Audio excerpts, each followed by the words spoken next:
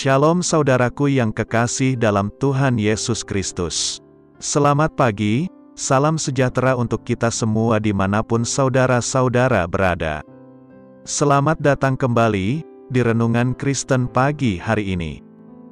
Semoga saudara semua dalam keadaan sehat selalu, dan kiranya damai dan sukacita oleh Roh Kudus melimpah dalam hati dan kehidupan saudara semua. Sebelum kita mendengarkan renungan firman Tuhan, mari sama-sama kita berdoa. Bapa kami dalam kerajaan sorga, Bapa yang kekal, mulia, dan penuh kasih sayang. Bapa yang kami muliakan di dalam nama Tuhan Yesus Kristus. Kami mengucap syukur Tuhan, oleh karena perlindungan-Mu di sepanjang malam, hingga pagi hari ini kami boleh bangun dengan tubuh yang sehat, kuat, dan diberkati Tuhan. Pada pagi hari ini kami mau mendengarkan firman-Mu, berbicaralah ya Tuhan, jamah hati kami, berikan kami pengertian untuk dapat memahami firman-Mu, dan dapat kami lakukan di sepanjang kehidupan kami. Terima kasih Tuhan, dalam nama Tuhan Yesus kami berdoa. Amin. Saudaraku, ayat renungan kita pada pagi hari ini, terdapat dalam kitab Kisah Para Rasul pasal 18, ayat 9 dan 10, yang berbunyi demikian. Pada suatu malam, berfirmanlah Tuhan kepada Paulus, di dalam suatu penglihatan. Jangan takut, teruslah memberitakan firman, dan jangan diam. Sebab aku menyertai engkau, dan tidak ada seorang pun yang akan menjamah, dan menganiaya engkau, sebab banyak umatku di kota ini. Saudaraku, ayat ini adalah pesan Tuhan, yang diberikan kepada Rasul Paulus, ketika Paulus berada di kota Korintus, salah satu kota yang terbesar dan termakmur, serta terpenting dalam Kekaisaran Romawi, dengan penduduk sekitar 400.000 jiwa. Kota besar keempat setelah Roma, Iskandariah, dan Antiokhia, dengan pelabuhan yang ramai, karena berlabuhnya kapal perdagangan dari seluruh dunia, di mana kejahatan, okultisme, serta berbagai kepercayaan, saling berjumpa dan bercampur, dari seluruh penjuru dunia. Paulus tinggal di kota Korintus, selama 1,5 tahun, dan akhirnya mendirikan salah satu jemaat yang terbesar, dalam pergerakan penuaian, dan penanaman gereja baru di kota Korintus. Sekalipun ada banyak tantangan, hambatan, bahkan penganiayaan, karena kehidupan orang Korintus yang amoral, okultisme, kemesuman, penyembahan berhala, perceraian dalam pernikahan, masalah gender, bahkan juga rasul-rasul yang palsu, juga kaum berhikmat, cendekiawan dengan filsafatnya, serta kehidupan jemaat yang tidak senonoh di dalam jemaat Korintus. Tetapi, juga ada jemaat-jemaat yang mengasihi, dan hidup dalam kebenaran Yesus Kristus. Situasi yang sama juga, dihadapi oleh gereja Tuhan dan orang percaya pada masa kini, yang hidup di tengah-tengah jemaat dan dunia, di mana banyak anak Tuhan yang masih hidup dalam amoral, dan praktek-praktek kehidupan sinkretisme, melakukan tindakan okultisme di tengah kepercayaan kepada Yesus Kristus, serta dunia sekitar yang makin amoral, dan keduniawian. Kisah Para Rasul pasal 1, ayat 8, mengatakan, tetapi kamu akan menerima kuasa, kalau Roh Kudus turun ke atas kamu, dan kamu akan menjadi saksiku di Yerusalem, dan di seluruh Yudea, dan Samaria, dan sampai ke ujung bumi.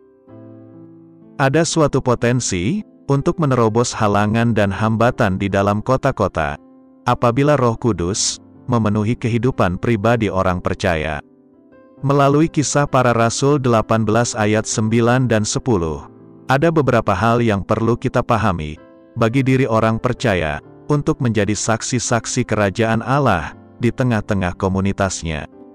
Yaitu, jangan takut, teruslah memberitakan firman, jangan diam, Allah menyertai. Ketakutan, adalah salah satu bentuk tekanan yang kuat, di dalam pikiran dan jiwa orang percaya, untuk menghambat dan menghalangi seseorang bersaksi, akan kebenaran Yesus Kristus. Ketakutan mematikan roh yang menyala, untuk menerangi dan menggarami dunia ini, dengan Injil Yesus Kristus. Allah mengetahui keadaan jiwa Paulus, yang diliputi dengan ketakutan, oleh karena situasi dan keadaan orang-orang Korintus. Sebagai sasaran pemberitaan Injil, dengan berbagai alasan-alasan yang diciptakan dalam alam pikirannya, sehingga takut untuk menyebarkan kasih Kristus, melalui kematiannya di atas kayu salib, yang menyelamatkan manusia dari hukuman maut.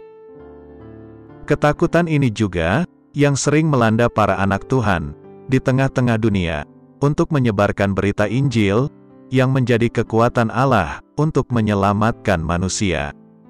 2 Timotius pasal 1, ayat 7 dan 8, mengatakan, sebab Allah memberikan kepada kita, bukan roh ketakutan, melainkan roh yang membangkitkan kekuatan, kasih, dan ketertiban.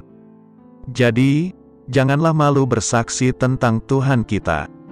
Kebenaran ini yang mengilhami kita, untuk menghancurkan setiap perasaan takut, yang menghambat dan menghentikan mulut orang percaya untuk bersaksi, dan langkah kaki untuk menjangkau jiwa dimenangkan, dan diselamatkan dari maut. Pesan Tuhan, untuk jangan takut, juga diberikan bagi kita pada saat ini, untuk berubah menjadi kekuatan dan keberanian, oleh karena kasih kita kepada Kristus, dan jiwa-jiwa yang terhilang dan tersesat, untuk diselamatkan oleh Injil Yesus Kristus.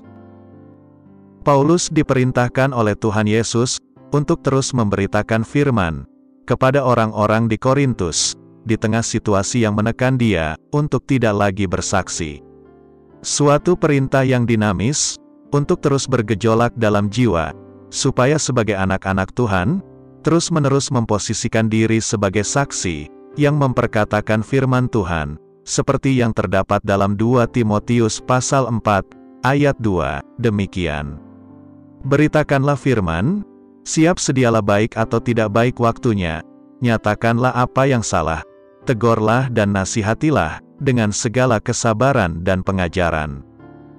Teruslah dan teruslah untuk bersaksi, karena kedatangannya sudah di ambang pintu, sudah dekat, dan biarlah semakin banyak orang yang mendengar dan berseru kepada nama Tuhan Yesus, supaya diselamatkan. Bukankah kerinduan Tuhan Yesus, tidak ada satupun yang binasa, melainkan beroleh keselamatan, keluarga, teman, sahabat, kolega, dan komunitas sekitar kita, berbagai kelompok profesi dijangkau bagi kerajaan Allah. Waktunya sudah sangat singkat, sehingga waktu yang ada, merupakan kesempatan yang baik, kesempatan yang krusial bagi anak-anak Tuhan, untuk lebih sering, lebih banyak bersaksi, dengan menggunakan berbagai media apapun, di mana ada orang yang mendengar, dan menangkap berita keselamatan, dalam Yesus Kristus.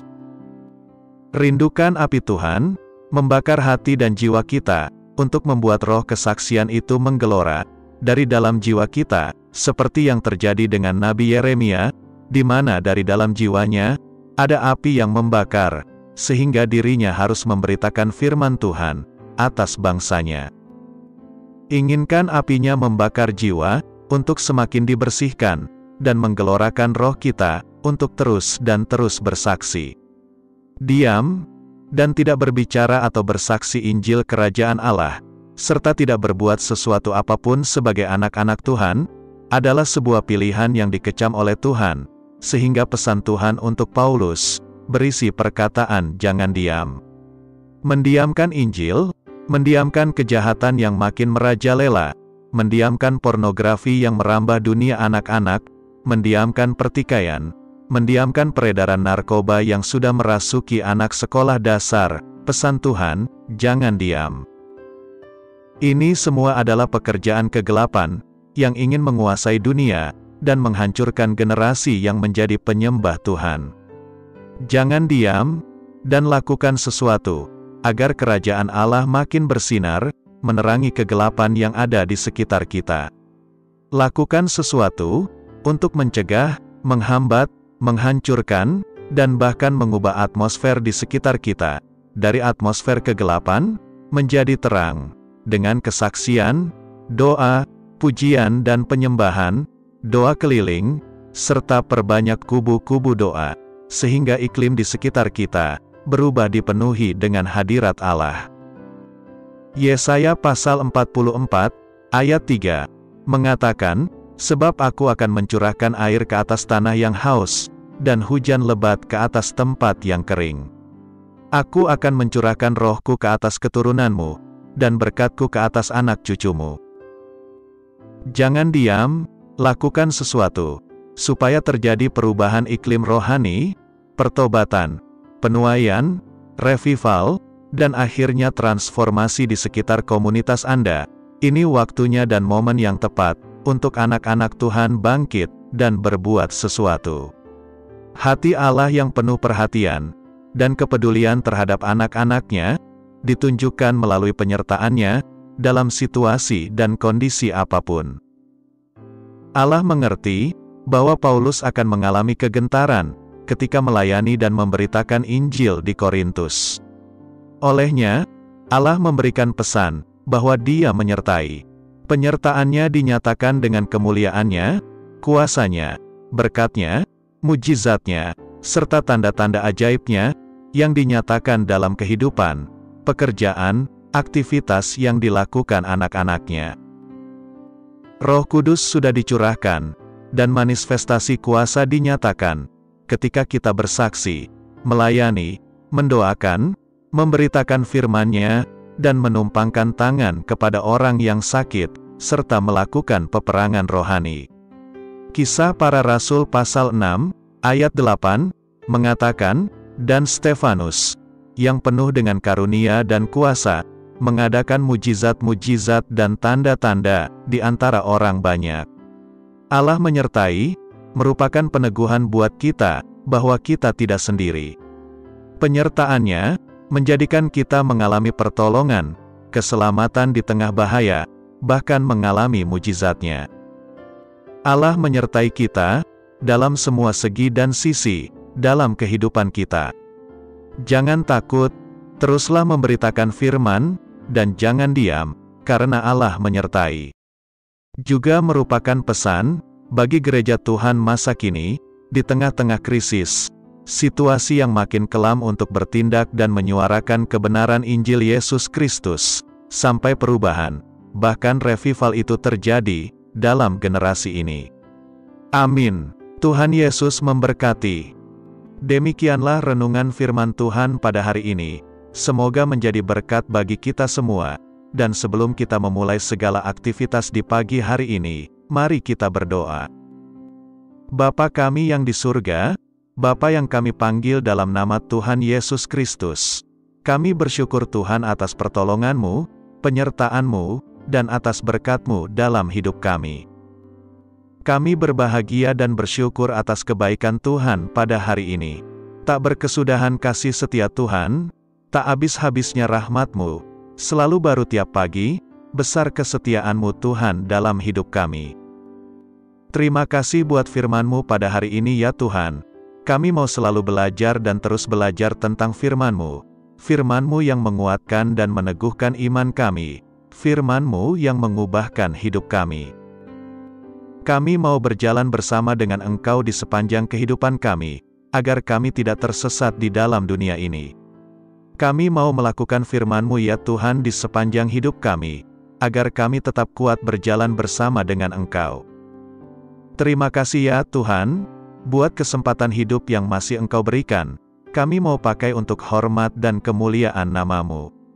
Segala pergumulan dan persoalan hidup kami serahkan di dalam tangan-Mu, Engkau yang akan menyelesaikannya bagi kami hanya berharap kepada-Mu. Ya Tuhan, hamba berdoa buat saudara-saudaraku, yang sudah mendengarkan renungan hari ini, yang saat ini sedang mengalami sakit penyakit, pergumulan masalah, kebutuhan ekonomi, kiranya Engkau jamah, sembuhkan dan pulihkan, berkati perekonomian mereka, serta berikan jalan keluar, di setiap pergumulan masalah yang mereka sedang hadapi. Dan ajarlah kami ya Tuhan, untuk selalu berharap dan percaya sepenuhnya, kepada Tuhan Yesus. Kiranya Engkau terus memberkati kehidupan kami, keluarga kami, sanak saudara kami, daerah tempat tinggal kami, bangsa dan negara kami, pemerintah-pemerintah kami, Biarlah semuanya dalam perlindungan-Mu ya Tuhan, dan jadilah sesuai kehendak-Mu yang terbaik dalam kehidupan kami. Dan pada pagi hari ini ya Tuhan, kami berterima kasih buat perlindungan-Mu di sepanjang malam yang telah kami lewati. Pagi hari ini kami akan beraktivitas sebagaimana mestinya. Kami yakin dan percaya, perlindungan-Mu tetap ada dalam kehidupan kami, di sepanjang hari yang akan kami lewati ini. Terima kasih ya Tuhan, inilah yang menjadi doa kami. Dalam nama Tuhan Yesus, kami berdoa. Amin.